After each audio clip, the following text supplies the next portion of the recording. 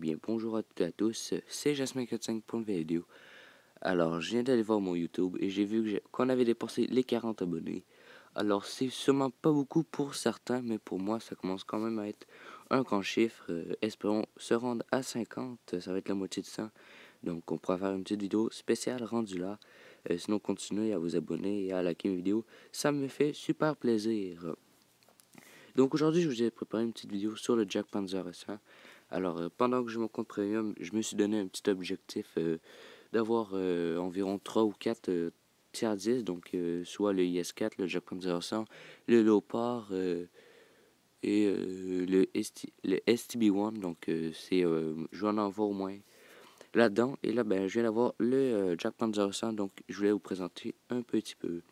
Alors, sur les flancs, comme vous pouvez voir, il y a environ 120 mm de blindage et à l'avant, il y a 200 mm sur la plaque qui est basse.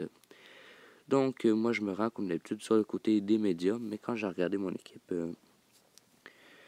et voilà, ils sont tous restés statiques un peu pour aller vers la base. Alors, je décide d'aller les rejoindre parce que tout seul, moi, ça sert à rien complètement que ce char. Surtout que son canon, regardez ça, le reload, surtout que, eh bien, c'est un.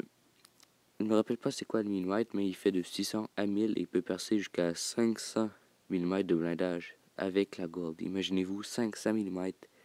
C'est juste extrême. Il n'y a aucun char dans le jeu qui a plus de 350. Donc le T-117-3, il n'y a pas plus de 350 de blindage. Donc le canon fait très très bien l'affaire.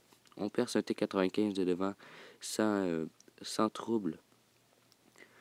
Alors, c'est parti. Donc, mon équipe est avec moi. Au moins, nous ne sommes pas séparés.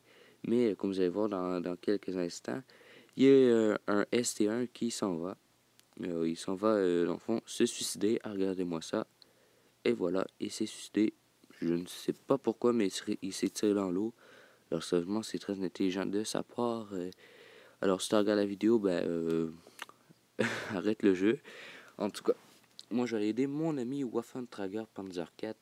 Comme vous le voyez, ils sont en train de rusher le T-117-5. Alors moi, je vais y porter un petit peu d'aide, voilà. Et un petit 700, ça y a fait quand même assez mal, comme un très bon canon qui fait très très mal. C'est pour ça que j'aime ce char et surtout qu'il y a un très bon blindage, donc on peut faire ricocher pas mal de choux. Mais la vitesse, hein, il peut aller à maximum 30 km/h et il faut atteindre ça quand on a un médium qui nous pousse ou bien quand on est en train de descendre une pente. Donc j'essaie d'y en mettre une, mais 983, vous avez vu ça, il en a mis une très facilement et le Waffentrager a pu le finir. Donc on se retourne, on a déjà perdu deux, donc le 75 et le ST1 qui s'est suicidé. Donc j'ai aidé mon ami le V215B parce qu'il a l'air en très mauvaise position et en plus notre M103 il s'est tiré dessus de tous les côtés et leur team nous a contourné. Mais on va rester de front et je vais essayer d'en mettre une au IS-7 et le tir a passé. C'était quand même très très chaud, hein. On voyait la montagne qui bloquait mon tir, mais je me suis essayé pareil et j'ai réussi à faire un beau 700. Donc, on attend toujours d'un autre char qui vient nous rusher pour y en mettre une. Donc, on voit le 75 qui vient, mais moi, je ne veux pas me tourner parce que vu que le char est très lent, s'il y a un IS-7 ou bien comme d'autres chars que vous allez voir dans quelques secondes, voilà, le IS-8 et le T-117 qui nous fonce dessus, eh bien, et voilà, j'ai fait un tir et je sais pas qu'est-ce qui est arrivé. Expliquez-moi, je sais pas tout qu'est-ce qui est arrivé. Pourtant, mon canon avait bien visé, mais le IS-7 arrivait à trop grande vitesse. Alors, mon équipe à gauche, comme vous pouvez voir, est en train de très bien se débrouiller contre le 75. Encore un tir de raté. Ça non plus, je ne comprends pas comment j'ai fait. Mais je vous explique en même temps, j'ai seulement 80% d'équipage, j'ai pas le 100%. Donc le reload n'est pas à fond et en plus qu'on vise, c'est pas à fond là non plus. Alors moi j'avais bien envie de me finir le IS-7 parce qu'on commençait vraiment à tanner toute mon équipe et voilà, je l'ai fini. Donc on se recule bien sûr pour pas prendre des shoots inutilement. Alors je sentais vraiment que le T-117 allait me rusher. Donc je voulais faire un petit peu plus de dégâts, donc j'essaie de foncer dessus. Il réussit à me mettre une même si j'essaie de m'angler.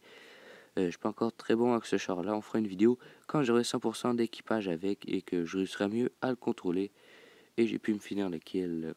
Quand même une très bonne partie. C'est pas ma meilleure, ça vous dit. J'ai déjà eu une master avec lui. J'avais fait 6000 dégâts. Bon, c'était une partie quand même pas mal. Mais celle-là, c'est une moyenne partie qu'on pourrait dire. Déjà gagné, c'est l'important. Voilà, 3500 dégâts, c'est quand même pas mal. Mais pour un Jack Panzer, c'est pas tant que ça. Alors, je vais vous montrer un peu ça donc en détail. Voilà, vous pourrez regarder.